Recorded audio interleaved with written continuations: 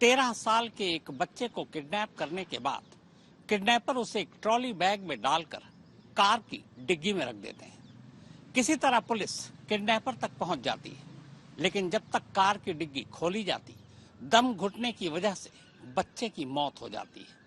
अब इसके बाद यूपी पुलिस का एनकाउंटर शुरू होता है और जब तक ये एनकाउंटर खत्म होता, तब तक 8 के 8 किडनैपर अपने अपने पैर पर गोली खा चुके थे। पहली तस्वीर,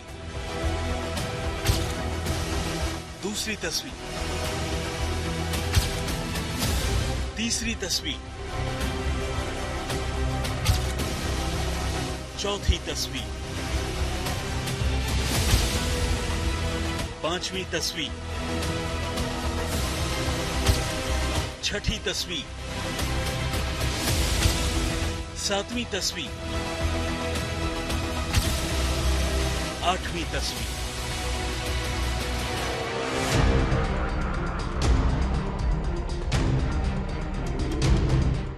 अब जरा बारी बारी से इन्हें चलते चलाते और अस्पताल के बेड पर लेटे हुए देखिए।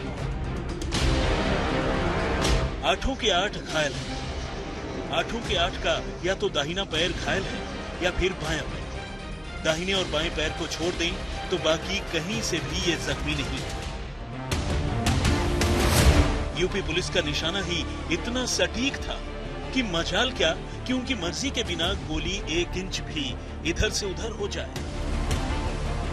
गोली वहीं लगी जहां वो लगाना चाहते थे। जी हाँ, ये आज के दौर के एनकाउंटर की वही जानी पहचानी तस्वीरें हैं। ये 8 यूपी पुलिस के एनकाउंटर का शिकार हुए थे।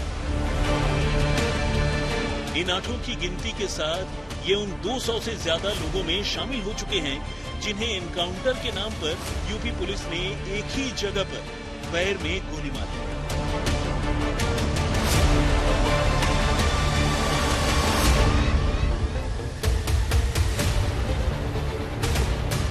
यूपी पुलिस के इस ओपन सीक्रेट एनकाउंटर के सच के बारे में इससे ज्यादा कुछ कहने की जरूरत नहीं। इसीलिए अब इस एनकाउंटर से पहले की कहानी पर चलते हैं। हालांकि एनकाउंटर से पहले यूपी पुलिस ने जो कुछ किया उसके लिए उसकी तारीफ भी होनी चाहिए।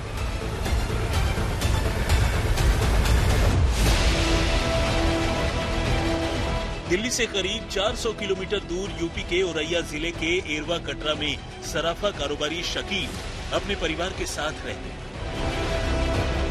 होली से 2 दिन पहले शनिवार को शकील का 13 साल का बेटा सुभान दोपहर को अपने दोस्तों के साथ क्रिकेट खेलने घर से बाहर निकला था, लेकिन देर शाम तक वो घर नहीं लौटा। हर जगह तलाशने के बाद शनिवार की रात को ही सुभान के पिता ने थाने में अपने बेटे की गुमशुदगी की रिपोर्ट लिखा। शकील जो कि सर्राफा व्यापारी हैं, उन्होंने सूचना दी कि उनका बेटा सुभान वो लगभग 3 बजे खेलने गया था अगल बगल के ही रहने वाले लोगों के साथ और अब तक लौटा नहीं है। वो काफी देर तक घूमते रहे। उन्होंने जो भी संभावित स्थान थे और जो भी उसके दोस्त थे उन सबसे पता कर लिया, लेकिन उनको जब बच्चा नहीं मिला तो देर रात्रि आके पुलिस को सूचना दी। अब बच्चा मेरा नहीं आया, अल्लाह मेरा बच्चा फिर जब दिया ने पूछा सुभान आया कि नहीं, बच्चे कहने लगे मम्मी तो जो पापा 2 बजे से भी घर पे नहीं आया। तब इन्हें फिक्र हुई, ये भागे जल्दी से। इनने सारी मस्जिद से छान मारी, सब में मेरा सुभान नहीं मिल गया और सब जगह छानबीन शुरू कर दिया, बच्चा मेरा नहीं आया। रिपोर्ट लिखने के बाद औरैया पुलिस तुरंत हरकत में आती है। घर वालों से पूछताछ करने पर पता चलता है कि इधर कुछ वक्त से पड़ोस में रहने वाला रियाज उर्फ मुन्ना सुभान के करीब आने की कोशिश कर रहा था। शनिवार को मुन्ना ने ही उसे मैच खेलने के लिए बुलाया था। इस सूचना पर पुलिस ने जब मुन्ना को तलाशा तो पता चला कि वो घर पर ही नहीं। पुलिस का शक गहराया। इसी दौरान जांच में पता चला कि मुन्ना के साथ साथ उसके 3 और दोस्त भी घर से गायब हैं। अब पुलिस ने मुन्ना और उसके 3 दोस्तों के मोबाइल फोन की कॉल डिटेल में झांकना शुरू किया। पहला क्लू यही से। जिनके साथ बच्चा खेलता था, क्रिकेट खेलता था, उनमें से एक मुख्य आरोपी रियाज सिद्दीकी उर्फ मुन्ना, जो शकील के घर के पास ही रहते हैं, इस पर शक जताया कि ये बच्चे को क्रिकेट खेलने के बहाने से ले गया था और आजकल इसके साथ काफी दोस्ती बना रहा था। तो इसका और इसके साथ जो आखिरी में लड़के देखे गए थे उन सबको तलाशा गया। तलाशने पे जब नहीं मिले, उन सबके नंबर्स लिए, तत्काल रातों रात इन सबकी CDR लोकेशन आदि देखी गई, तो इन लोगों का मूवमेंट एरवा कटरा से बाहर जाते हुए देखा गया। शक की वजह थी आखिर अचानक मुन्ना दिल्ली की तरफ क्यों जा रहा था। मुन्ना और उसके दोस्तों के मोबाइल के जरिए जब उनकी लोकेशन को ट्रेस करना शुरू किया गया तो पता चला कि वो नोएडा और बुलंदशहर से होते हुए बाहरी दिल्ली की तरफ जा रहे हैं। औरैया पुलिस ने फौरन नोएडा पुलिस और फिर दिल्ली पुलिस से संपर्क साधा। तो इन लोगों का मूवमेंट एरवा कटरा से बाहर जाते हुए देखा गया, जिस पर कई टीम्स गठित की गई। सर्वेलांस की भी 2 अलग अलग टीम्स गठित की गई। इन टीम्स पे जो भी लोग इन लोगों के संपर्क में आए, उन टीम्स में लगातार अलग अलग टीम्स के साथ कोऑर्डिनेट करके जिस भी संभावित रूट पर ये बच्चे को ले जा सकते थे, जहां से बच्चे की जिंदा रिकवरी हो सकती थी, जिसमें एक नोएडा, जिसमें सेंट्रल DCP नोएडा से कोऑर्डिनेट किया गया, एक बुलंदशहर रूट पे भी बात की गई, जिसके बाद मुख्य रूप से DCP आउटर दिल्ली के DCP IPS जिमी चीमान सर से बात की गई। इस दौरान औरैया पुलिस ने पाया कि मुन्ना लगातार 4 लोगों से फोन पर बातें कर रहा है और वो चारों दिल्ली के अपराधी हैं। ये इनपुट औरैया पुलिस ने दिल्ली पुलिस से साझा किया। अब दिल्ली पुलिस दिल्ली के उन चारों बदमाशों के मोबाइल के जरिए उनकी लोकेशन ट्रेस करने में जुट गई। इसी दौरान उन्हें पता चला कि उन चारों की लोकेशन दिल्ली के पश्चिम बिहार इलाके में है। इस बीच औरैया पुलिस की एक टीम पहले ही दिल्ली के लिए रवाना हो चुकी थी। अब दिल्ली पुलिस की मदद से वो लोग पश्चिम बिहार के उस इलाके में पहुंचते हैं जहां चारों की लोकेशन मिल रही है। इत्तेफाक से मोबाइल ने चारों का जो लोकेशन बताया था, ठीक उसी जगह पर 4 लड़के एक कार के साथ खड़े थे। पुलिस ने चारों को मौके पर ही दबोच लिया। पकड़े गए आरोपियों में एक अवधेश था और बाकी उसके 3 साथी।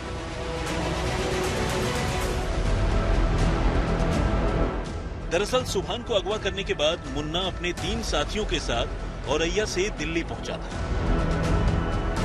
दिल्ली आने के बाद उसने सुभान को अवधेश और उसके गैंग के हवाले कर दिया। प्लान ये था कि सुभान के घर वालों से जब फिरौती की रकम मिल जाएगी तब सुभान को दिल्ली में ही रिहा कर दिया जाएगा, जबकि फिरौती की रकम औरैया के ही एक जंगल में वसूलने का प्लान था। मुन्ना सुभान को अवधेश गैंग के हवाले कर पुलिस से बचते बचाते वापस औरैया पहुंच चुका था। दिल्ली पुलिस को अवधेश और उसका गैंग तो मिल गया, लेकिन मुन्ना और सुभान का मिलना अभी बाकी था। इसी के बाद अवधेश से सुभान के बारे में पूछा गया तो उसने बताया कि सुभान उनकी कार की डिग्गी में है। पुलिस ने कार की डिग्गी जब खोली तो देखा कि अंदर एक नीले रंग का ट्रॉली बैग है। बैग खोलने पर उन्हें अंदर सुभान मिला। उसके दोनों हाथ पैर बंधे हुए थे और वो पूरी तरह से बेसुध था। पुलिस उसे फौरन दिल्ली के संजय गांधी अस्पताल लेकर गई, जहां डॉक्टरों ने सुभान को मुर्दा करार दिया। दरअसल ट्रॉली बैग में बंद कर डिग्गी में डाल देने की वजह से सांस रुकने के चलते सुभान की मौत हो चुकी थी।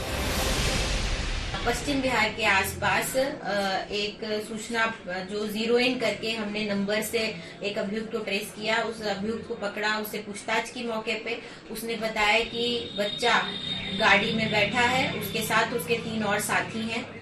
वहाँ एक सफेद कलर की जेस्ट गाड़ी थी जो उस अभियुक्त अवधेश कुमार मिश्रा के नाम पे थी, और गाड़ी को खोल के देखा गया तो उसमें एक नीले रंग की ट्रॉली थी। उसको देखा तो उसमें बच्चे के हाथ पैर बंधे थे और प्रथम दृष्टिया बच्चे की सांसें रुक गई थी।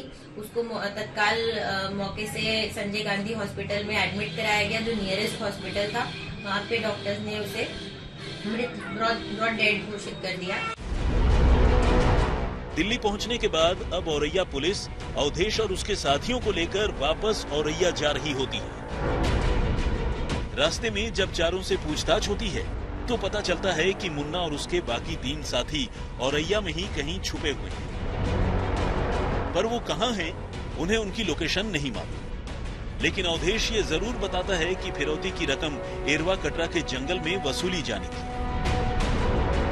इस जानकारी के बाद अब औरैया पुलिस अवधेश से कहती है कि वो फोन कर मुन्ना को उसी जंगल में बुलाए। इनसे जब रास्ते भर पूछताछ की गई तो उन्होंने बताया कि उन्होंने पहले से डिसाइड किया था कि अगर फिरौती मांगेंगे तो ये बच्चे को कहाँ लेकर आएंगे या फिर कहाँ पे पैसा कलेक्ट करेंगे। तो एक बाऊखेड़ा का जंगल पड़ता है एरवा कटरा क्षेत्र में, वहाँ पे इनसे फोन करा के दूर से इनको बुलाया गया। सोमवार को शहर के एरवा कटरा जंगल में पुलिस की कई टीमें अवधेश और उसके साथियों को लेकर पहले ही पहुंच जाती है। अब यहां से पुलिस की कहानी शुरू होती है। पुलिसिया कहानी ये है कि जंगल में छुपे मुन्ना और उसके साथी जैसे ही अवधेश और उसके साथियों को पुलिस की हिरासत में देखते हैं, वो मामला समझ जाते हैं। इसके बाद वो पुलिस टीम पर गोलियां चलाने लगते हैं। मुन्ना और उसके साथियों को गोली चलाता देख पुलिस हिरासत में पहले से ही मौजूद अवधेश और उसके बाकी 3 साथी भी पुलिस हिरासत से निकल भागते हैं। पुलिस फिर गोली चलाती है और मुन्ना और अवधेश समेत सुभान की किडनैपिंग में शामिल 8 के 8 आरोपियों को गोली लगती है पैर। उस मुन्ना खान की टीम जो आई, उस टीम ने घात लगाए बैठे थे। इन सभी के पास शस्त्र थे। इन्होंने पुलिस की टीम को अपने साथियों के साथ देखा तो इन्होंने फायर करना शुरू कर दिया। पुलिस की 2 गाड़ियों पे गोली लगी। पुलिस ने सिखाए हुए तरीके से जब पहले से घेराबंदी की, घेराबंदी करने पर इन लोगों को अटैक करके जब पकड़ने लगे तो जो पकड़े हुए अभियुक्त थे दीपक, जतिन, रवि और अवधेश, इन लोगों ने भी झटका देकर भागने का प्रयास किया गया। सभी लोगों को सिखाए हुए तरीके से न्यूट्रलाइज किया गया है। इस एनकाउंटर में हमेशा की तरह पुलिस की गाड़ियों पर भी कुछ गोलियां लगी और 3 पुलिस वाले जख्मी भी हुए। हालांकि जख्म मामूली है। सूर्य शर्मा, औरैया, आज तक।